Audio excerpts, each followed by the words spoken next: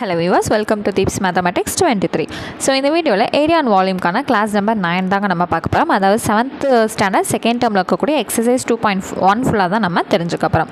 So அந்த வகையில் first வந்து செகண்ட் சம் வந்து பார்த்தலாம். வெவ்வேறு வட்டங்களின் விட்டங்கள் கீழே கொடுக்கப்பட்டுள்ளது. அவற்றின் சுற்றளவை காண்க. Diameters of different circles are given below. Find their circumference.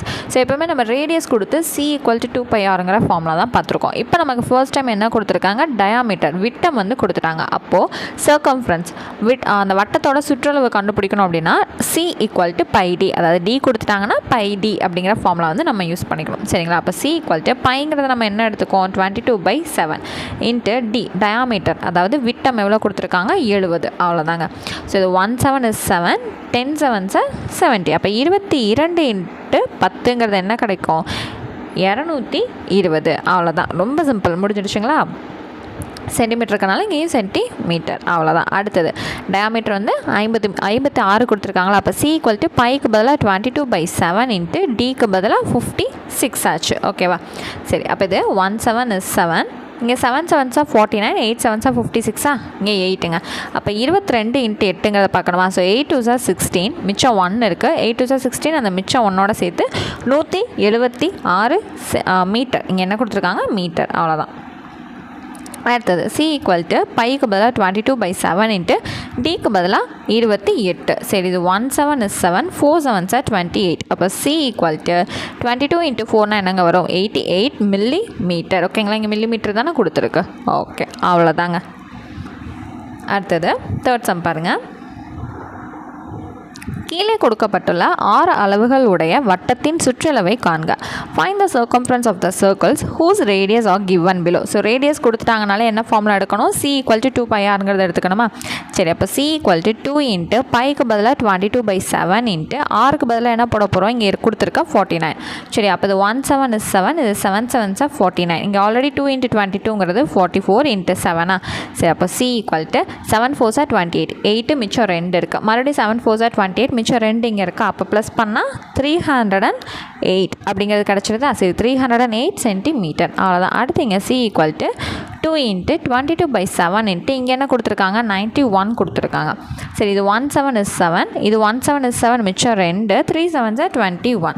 சரி, அப்போ c = 22 இன்ட்டு 2ங்கிறது 44 இன்ட்டு 13 அப்படின்றது இருக்கா. சரி, அப்போது 44 இன்ட்டு 13, 3 4s are 12, மிச்சம் 1, 3 4s are 12, அதோட சேர்த்து 13. அடுத்து இந்த 44 அப்படியே எழுதுவோமா, 2 7 5 என்ன கிடைக்கிது, c = 572 மில்லி மீட்டர். அவ்வளோதாங்க. ஸோ அடுத்தது ஃபோர்த்து கொஸ்டின். ஒரு வட்டக்கிணற்றின் விட்டம் 4.2 மீட்டர் எனில் அதன் சுற்றளவை காண்க. The diameter of a circular well is 4.2 meter. What is the circumference? So என்ன கேட்டிருக்காங்க, சுற்றளவு, அதாவது வட்டத்தோட சுற்றளவு. இங்கே வந்து சர்க்கம்ஃபரன்ஸை வந்து கேட்டிருக்காங்க, சர்க்குலர் சர்க்கம்ஃபரன்ஸ் கேட்டிருக்காங்க. அதுவும் நமக்கு என்ன கொடுத்துருக்காங்க, விட்டம் டயாமீட்டர் கொடுத்துருக்கனால c = πdங்கிறத நம்ம ஃபார்முலா சூஸ் பண்ணியிருக்கோம். அப்போ c = πக்கு பதிலாக 22/7 இன்ட்டு டயாமீட்டருக்கு 4.2. சரி, அப்போ இது 1 7 is 7, இது என்ன கிடைக்கும், 6 7s are 42ன்னு வரும். இங்கே 4.2 இருக்கனால நம்ம என்ன பண்ணியிருக்கோம், 0.6ன்றதை நம்ம எடுத்திருக்கோம். புரிஞ்சுதுங்களா? சரி, இப்போ என்ன பண்ணணும், இந்த 22யும் 6யும் மல்டிபிள் பண்ணுவோம். 6 2s are 12, மிச்சம் 1, 6 2s are 12, அது ஒன்றோட சேர்த்து 132ன்னு கிடைக்குதா. சரி, இப்போது c = என்ன பண்ணுவோம், 132ன்னு எழுதிக்கோ. இங்கே ஒரு டெசிமல் இருக்கனால என்ன பண்ணணும், 13.2 மீட்டர். அவ்வளோதான். புரிஞ்சுதுங்களா? ஸோ நெக்ஸ்ட் வந்து ஃபிஃப்த் கொஸ்டின். ஒரு மாட்டு வண்டி சக்கரத்தின் விட்டம் 1.4 மீட்டர். அது 150 முறை சுழலும் போது கடக்கும் தொலைவை காண்க. The diameter of the bullock cart wheel is 1.4 meter. Find the distance covered by it in 150 rotations. So அந்த c கண்டுபிடிக்கும் போது 1 ரொட்டேஷன் கிடைக்கும். அந்த வேல்யூ கூட இன்ட்டு 150 போட்டால் நம்மளோட ஃபைனல் வேல்யூ கிடச்சிடும். அவ்வளோதான், ரொம்ப சிம்பிள் இல்லைங்களா. ஸோ d கொடுத்துருக்கனால, அதாவது விட்டம் டயாமீட்டர் கொடுத்துருக்கனால தான் நம்ம c = πd எடுத்துக்கிறோம். πக்கு 22/7 இன்ட்டு dக்கு என்ன எடுப்போம், 1.4. அவ்வளோதான். சரி, இது 1 7 is 7, 2 7s are 14. இங்கே ஒரு டெசிமல் இருக்கனால இது எப்படி எழுதிக்கணும், 0.2ன்னு எழுதிக்கும். சரி, 22 இன்ட்டு 2னா 44ன்னு கிடைக்கும் இல்லையா. இங்கே ஒரு டெசிமல் இருக்கனால என்ன பண்ணிக்கிறோம், 4.4ன்றதை எடுத்துக்கிறோம். ஓகேங்களா. ஸோ டெசிமல் வேல்யூ இருக்கிறனால இந்த மாதிரி நம்ம கொண்டு போகிறோம். சரி, இது என்னது, மீட்டர். அப்போது இந்த வேல்யூ எழுதிக்கிறோமா? சரி, அடுத்து நமக்கு 150 ரொட்டேஷன்ஸ் வந்து தெரியணும். அப்போ என்ன பண்ணணும்? இந்த 4.4 கூட 150 மல்டிபிள் பண்ணணும். ஆல்ரெடி இங்கே ஒரு டெசிமல் இருக்குது, இங்கே ஒரு 0 இருக்குது. அப்போ இந்த ஒரு 0க்கும் இந்த டெசிமலுக்கும் போயிடுச்சுன்னா 44 × 15 தானே மல்டிபிள் பண்ணுறதா அர்த்தமாக இருக்கும்.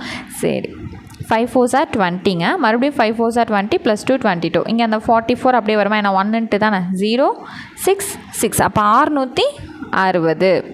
ஸோ உங்களுக்கு புரியணும் அப்படின்னா இங்கே ஆல்ரெடி ஒரு இங்கே 44 15 மல்டிபிள் பண்ணப்போ 660. இங்கே ஆல்ரெடி ஒரு 0 இருக்குது. சரி, இப்போ இங்கே ஒரு டெசிமல் வேல்யூ இருக்குது, வச்சுட்டோம் அப்படின்னா என்ன கிடைக்கும்? 660 மீட்டர் அப்படிங்கிறது தான் கிடைக்கும். ஓகேங்களா?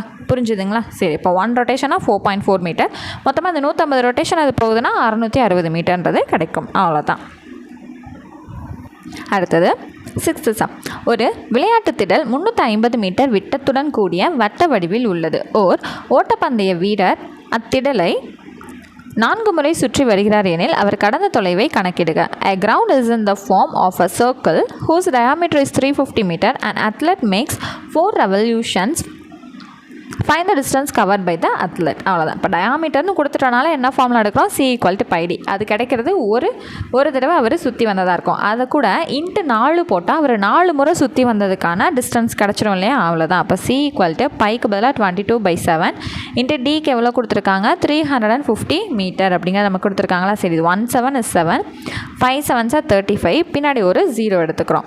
அவ்வளோதான். அப்போ ஈக்குவல் டு இந்த 22வையும் 5வையும் மட்டும் மொதல் மல்டிபிள் பண்ணுவோமா? அடுத்து லாஸ்ட்டில் இது கூட 0 சேர்த்துக்கலாம். 5 2s are 10, 5 2s are 10 + 1 11. அப்போ 110 கிடச்சிச்சிங்க. பின்னாடி ஆல்ரெடி ஒரு 0 இருக்குது. சரி, அப்போ 1100 மீட்டர். அப்போ இது கூட என்ன பண்ணணும்? × 4 போடணுமா? அப்போ என்ன வரும்? 4400 அப்படிங்கிறது நமக்கு கிடைக்குமா? ஏன்னா இது கூட × 4 போட்டால் 1 × 4 4, 1 × 4 4, பின்னாடி 2 0. அவ்வளோதான். அப்போ 4400 மீட்டர் வந்து அவர் ஓடி இருக்கார். அவ்வளோதான். ஸோ அடுத்த 7th கொஸ்டின். 1320 சென்டிமீட்டர் நீளமுள்ள ஒரு கம்பி 7 சென்டிமீட்டர் ஆரமுள்ள வட்டங்களாக மாற்றப்படுகிறது எனில் எத்தனை வட்ட கம்பிகளை உருவாக்க முடியும் என கணக்கிடுக. A wire of length 1320 cm is made into circular frames of radius 7 cm each. How many frames can be made? அதாவது 1320 நீளமுள்ள ஒரு கம்பி என்ன பண்ணுறாங்க? 7 சென்டிமீட்டர், அதாவது இப்படி வட்ட கம்பியாக மாற்றுறாங்கங்க. மாற்றும் போது இதோட சென்டிமீட்டர் 7 சென்டிமீட்டராக மாற்றுறாங்களாம். அப்படி மாற்றும் போது இந்த அளவு கொண்ட ஒரு கம்பியை, ஒரு பெரிய கம்பியை எத்தனை வட்ட வடிவமாக மாற்ற முடியுங்கிறதா நம்மளோட கொஸ்டின். சரி, மொத்தம் லென்த்து கொடுத்துருக்காங்க, அது இருக்கட்டும். R வந்து 7 சென்டிமீட்டர் எடுத்தாச்சு. அப்போ R வந்தாலே நம்ம சர்க்கம்ஃபரன்ஸ் சுற்றளவு கண்டுபிடிக்கிறதுக்கு என்ன ஃபார்முலா எடுத்துக்கோம்? C = 2πr தானே. சரி, C = 2 × πக்கு பதிலாக 22/7, R வந்து 7. ஸோ C வந்து ஈஸியாக கிடச்சிரும் இல்லையா? 1 7 is 7, 1 7 is 7. அப்போ மிச்சம் இருக்கக்கூடிய ரெண்டையும் மல்டிபிள் பண்ணால் என்ன கிடைக்கும்? 42 சென்டிமீட்டர். 44 சென்டிமீட்டர். சரி, இப்போ அந்த 44 கூட இந்த 1320 என்ன பண்ணணும்? நம்ம டிவைட் பண்ணணும். ஏன் அப்படின்னு கேட்டிங்கன்னா இதிலிருந்து தான் என்ன கண்டுபிடிக்க போகிறோம்? எத்தனை சர்க்கிள் கிடைக்குது, அதாவது எத்தனை வட்ட வடிவமான அந்த கம்பிகளை வந்து வட்ட வடிவமாக எத்தனையாக மாற்ற முடியுங்கிறப்ப என்ன பண்ணணும்? மல்டிபிளாக பண்ணுவோம் கிடையாது, டிவைட் தான் பண்ணணும். சரிங்களா? இப்போது ஃபார் எக்ஸாம்பிளுக்கு உங்களுக்கு சொல்லணும்னா என்கிட்ட 10 சாக்லேட் இருக்கு, மொத்தம் 5 ஸ்டூடெண்ட்ஸ் இருக்காங்க. ஒருத்தருக்கும் 5 வேணாம், சரி 5னே வச்சுக்குவோம். சரியா? 5 ஸ்டூடெண்ட்ஸ் இருக்காங்க. அப்போ ஒருத்தருக்கும் எத்தனை சாக்லேட்டுங்க நீங்கள் பிரித்து கொடுப்பீங்கன்னு கேட்டால் என்ன பண்ணுவோம்? இதை டிவைட் பண்ணால் 2. அப்போ ஒருத்தருக்கும் நான் 2 சாக்லேட்டாக நான் பிரித்து கொடுக்கணும். இவ்வளோ தான். இப்போ சிம்பிளாக புரிஞ்சுருக்கா? சரி, அப்போ 1320 நீளத்தில் இருந்து ஒரு வட்டத்துக்கும் 44 சென்டிமீட்டர் போகுதுன்னா மொத்தம் எத்தனை வட்டம் கிடைக்கும்? இதுதான். ஓகேங்களா? 2 டேபிள் போயிடுவோமா? So 2 2s are 4, 2 2s are 4. இங்கே என்ன வரும்? 6 2s are 12, மிச்சம் 1, 6 2s are 12, பின்னாடி ஒரு 0. இது என்ன பண்ணலாம்? 11 டேபிள் போயிடலாம். 2 11s are 22. இது என்ன வரும்? 6 11s are 66, பின்னாடி ஒரு 0. 1 2 is 2, 32s are 60. அப்போ எத்தனை வட்டம் கிடைக்கும் நமக்கு? 30. ஓகேங்களா? இதுக்கான ஆன்சர் என்ன? 30. ரொம்ப சிம்பிள். அடுத்தது 8th கொஸ்டின். 63 மீட்டர் ஆரமுள்ள வட்ட வடிவில் ஒரு ரோஜா தோட்டம் உள்ளது. அதன் தோட்டக்காரர் மீட்டருக்கு 150 ரூபாய் வீதம் செலவு செய்து அத்தோட்டத்திற்கு வேலி அமைக்க விரும்புகிறார் எனில் அதற்கு ஆகும் மொத்த செலவை கணக்கிடுக. A rose garden is in the form of circle of a radius 63 meter. The gardener wants to fence it at the rate of 150 rupees per meter. Find the cost of fencing. So என்ன கொடுத்துருக்காங்க? ஒரு தோட்டத்தோட ஆரம், அதாவது radius வந்து எப்படி இருக்கா? 63 மீட்டராக வந்து இருக்கான். ஸோ அவர் வந்து என்ன பண்ணுறாரு? அந்த தோட்டத்தை வேலி போடுறதுக்காக அந்த தோட்டத்தை வேலி போட்டு ரெடி பண்ணணும்னு நினைக்கிறாரு. மீட்டருக்கு 150 ரூபா வந்து செலவாகுமா. அப்போ மொத்த செலவு எவ்வளவா இருக்குங்கிறத நம்மளை கண்டுபிடிக்க சொல்கிறாங்க. ஸோ முதல்ல நம்ம என்ன பண்ணணும், சுற்றளவு கண்டுபிடிக்கணும் இல்லையா. அப்போ C = 2 × 22/7 × R வந்து 63. சரி, இப்போ இது 1 7 is 7, 9 7s are 63 மாறுது. அப்போ C = 2 × 22 44 × 9.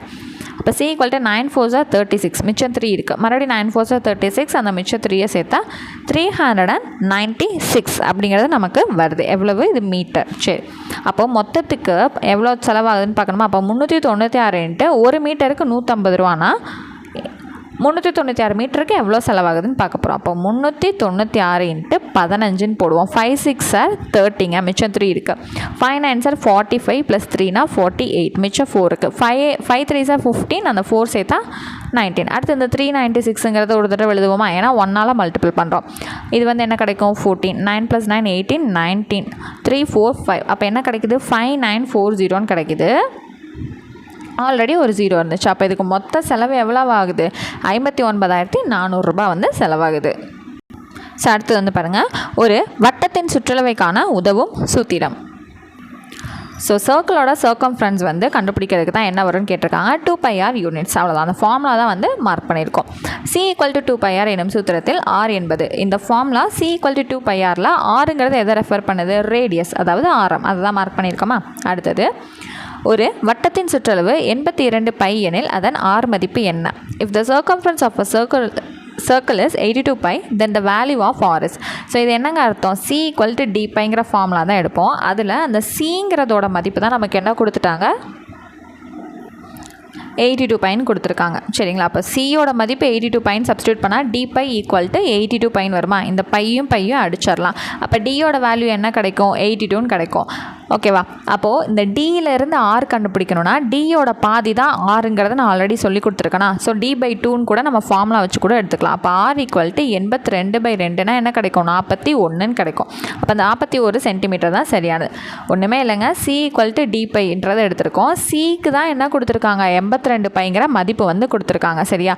சியோட மதிப்பு தான் 82 π. அப்போ சிக்கு பதிலாக அதை 82 πன்னு சப்ஸ்டியூட் பண்ணால் ஆப்போசிட் பக்கம் dπங்கிறது இருக்குது. சரியா. அப்போ இந்த பைக்கும் இந்த பைக்கும் கேன்சல் ஆச்சுன்னா டியோட மதிப்பு 82 தான் கிடைக்குது இல்லையா. அப்போ அந்த 82ல் பாதி தான் ரேடியஸுங்கிறது நமக்கு தெரியும்.